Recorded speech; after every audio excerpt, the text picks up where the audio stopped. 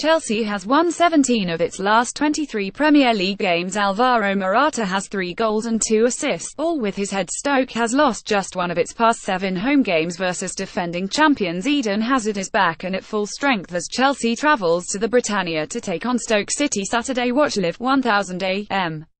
ET online via NBCSports.com. With Hazard back and Diego Costa finally shed to Atletico Madrid, the Blues have positioned themselves to make a run at the Premier League's top spot.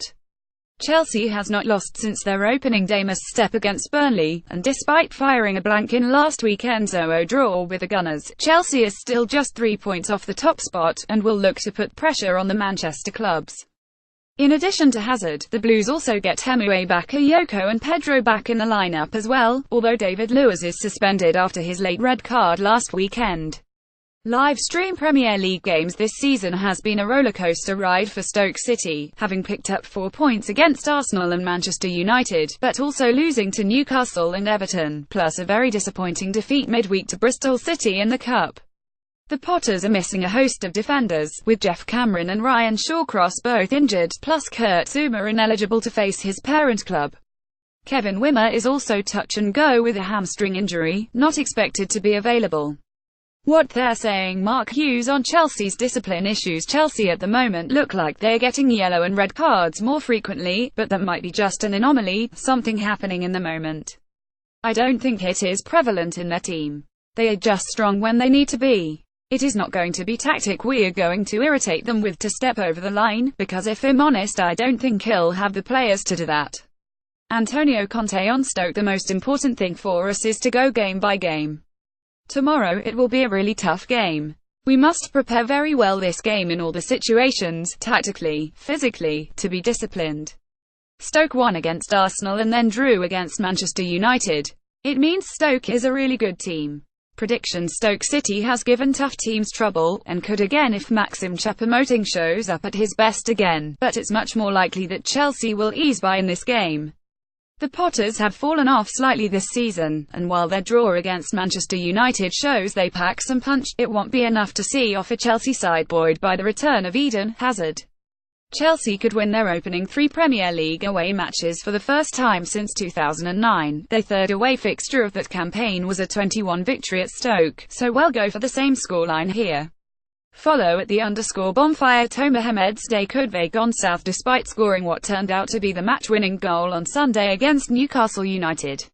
Recap: Brighton 10, Newcastle standing over a prone DeAndre Yedlin. The Brighton striker stamped down on the American fullback's calf. The foul left Yedlin on the turf in pain for a moment. The move was not seen by officials, and the Gulls needed every one of their 11 men to hold off a furious late charge by the visiting Magpies.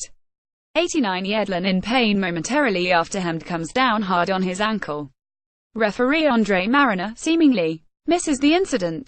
NUFC, Newcastle United FC at NUFC September 24, 2017. Hemd says the stamp was an accident, and had nothing to do with a previous incident between the two players. From the Newcastle Chronicle: no. It was by accident. Before I just told him, if you cannot jump for the ball, why push me? Try to take the ball, don't push me. But after that, it was by accident. If I hurt him, I am sorry. Brighton boss Chris Hughton says he saw the play, but thought it was an accident. My very first impression is no intent, he said. There has been contact, but my first impression is no intent, and knowing the individual I would say no intent. The incident threatens not only to colour the Gulls' resolute defending and win, but could cost Hemd a 3-match ban upon review. Follow at Nicolas Mendola. Scoreless at half. Hemd nabs second-place goal. NUFC leads in shots 177. To Mohamed's early second-half goal helped Brighton and Hove Albion end Newcastle United's 3-match win streak in a 10-match at the Amex Stadium on Sunday. Newcastle drops to 8th on goal differential, while the win boosts Brighton 13th. Newcastle faces Liverpool on October 1 ahead of the international break, while Brighton is off to Arsenal. More watch full place match replays. A first-minute foul on Joselu queued Matt Ritchie up for a free kick which led to a Newcastle corner kick. The effort swerved outside the 18, where Mikel Merino forced Matt Ryan into a diving right-hand parry.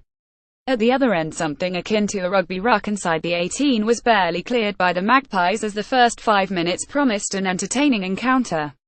Brighton worked a scintillating counter in the 7th minute, but it only led to a Tomer Hemd-low effort. It was scooped easily by Rob Elliott. The Seagulls saw Gross wide-open rocket clatter off Anthony Knockaert in front of the Newcastle goal, but Brighton had to feel good about the progress of the match. It was against the run of play that Newcastle almost opened the scoring, as Christian Atsu sent Ios Perez down the left and his cutback found Joselu. The Spaniard dragged his shot just wide of the far post. A wide-open game, Chancel Mbemba found Perez for a shot that blazed wide of the frame in the 31st minute. Ritchie hit a free kick into the arms of Ryan 8 minutes later. More latest Premier League standings too. Newcastle United were the only team to beat Brighton Hove Albion both home and away in the 201,617 Championship season. Edge, Optajo at Optajo September 24, 2017. More full lineups, stats, box score. Hemd gave Brighton its lead in the 51st minute off a free kick headed back into the mix by Stevens. Hemd plucked the ball out of the air with a raised boot to make it 10. It could have been 25 minutes later when Bruno found Solly March, but Elliott made a sliding boot save on the line. Ritchie earned a dangerous free kick that was turned into a corner following a Marino rip, and the 63rd minute chance was played short and pushed out of bounds by Newcastle. A series of corners arrived following the introductions of John Joe Shelvey and Dwight Gale, though the Gulls handled them fairly well. The 79th minute saw a terrific cross from DeAndre Yedlin go for naught when Atsu grounded a shot at Ryan. Substitute Jesus Games bounced a shot wide of the near post in the 84th minute, as time was running low for the Magpies. Hemd stamped Yedlin's calf in the 88th minute, the clever dirty play unseen by the officials.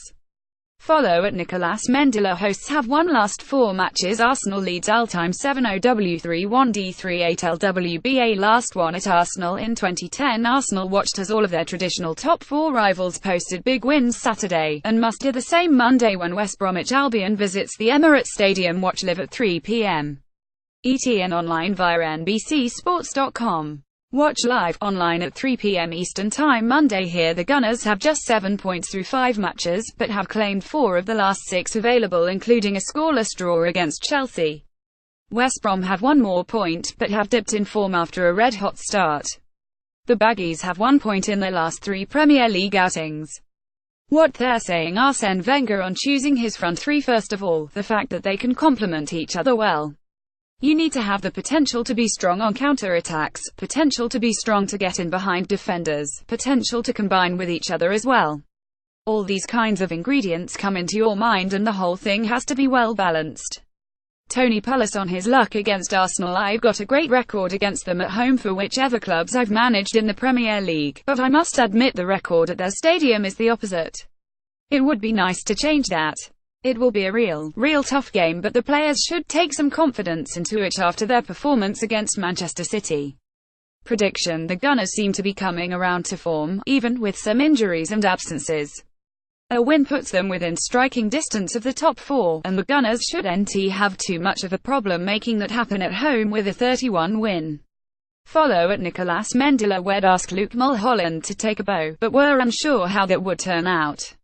The Englishman celebrated his 16th Real Salt Lake goal with a knee slide turned faceplant on Sunday, and it was immediately clear he shared in the laughter it caused at Rio Tinto and on screens around the world.